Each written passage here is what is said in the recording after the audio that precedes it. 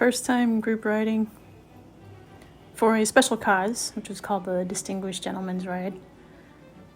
And I can definitely say I'm a rookie. I feel very fortunate that I have ridden enough to, I guess, respond to how other people ride, understanding as well that I have limitations. I couldn't say, though, that I enjoyed this thoroughly. And here's a couple of reasons. So, theme for this video would be the positives and negatives of group riding. First, I'm a soloist in practically every aspect of my life. So the fact that I got invited to join this group was a little out of place for me. It was awkward. And nobody looks for me. So it was kind of a nice surprise, but also I don't know if I can do this. Just because I'm so used to pacing myself. So I met up with two guys. They were a team. And then we ended up picking up a third rider who, unlike the two that I met the first time, this third member had the same bike as me, basically. Same engine size, different model, but he was also taller and heavier. So whereas I can take advantage of a small bike because I'm not heavy, first time I can actually say that, this guy, I think, set the tone for the ride because A, he was slower to begin with because of his bike, and B, he actually liked the kind of Sunday drive that it was supposed to be. And I didn't know how I wanted to react to that because we had, or at least these two riders that I initially joined, they had a destination and a tempo in mind. But when you've got two 125s and then two bikes that are over 600 cc's trying to ride together, there's always going to be some separation. And it was very evident in this ride. So I would say the negative of a group ride is, if you don't know what your bikes are, it's kind of hard to match up, or at least understanding, yes, we have a timeline that we want to meet. Can you keep up?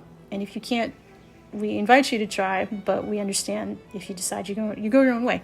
That's how I probably would have been, as blunt as I could make it. I didn't even know if I could keep up with these guys. The kind of leader of the group, he had a Harley Davidson, which no Harley is going to be not powerful.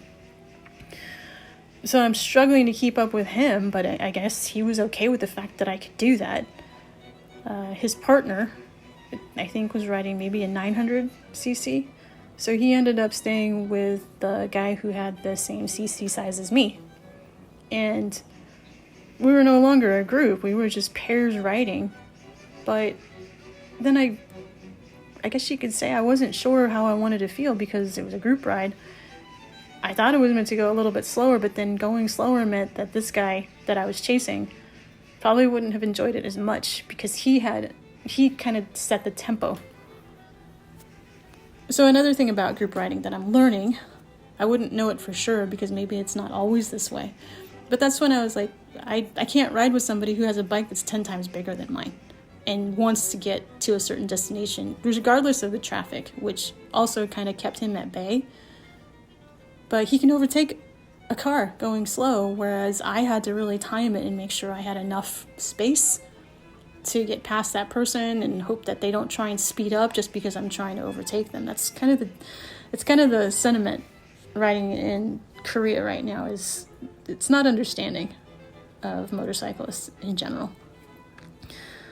So that's why I ride by myself, because I don't have that pressure. But the thing that I enjoyed about riding with another person is the fact that I went a route I would not have taken. I was recommended to take a route that I would have never known about. This guy, I guess, rides the island just because he can. And he'll ride days, or at least a day at a time. And then he'll go back home. He'll be home for a week, and then he'll take his weekly ride out again, and he'll just go everywhere. That's how he described it, which is a beautiful lifestyle. Whether or not he meets up with his partner, maybe they ride together. They ride the island together, they meet up somewhere, and then they just they go everywhere. They just get lost, which is hard to do on this island. But at the same time, I don't look at myself doing that. Part of it, again, is because my bike is not big enough to handle going places like that. Getting around traffic, trying not to let people who drive like maniacs bother me. I can't say that I don't drive like a maniac, because half the time it's to get out of situations that might have hurt. So as far as the pros and cons of riding with another person or another group or a pair of people, I don't have a lot to work with, but I could tell you right now that it didn't quite impress me on this ride. We ended up stopping, what should have been the first stop ended up being the final destination, which was kind of a rustic spot cafe that we downed a couple of Irish coffees and a hearty beef stew that hit the spot, but I think was a little overpriced for what it was and how long it took to make it. The group leader recommended this road. I think it's called 97. Never seen it before, and I actually did like it. It was a lot less trafficky to a degree. It was more open.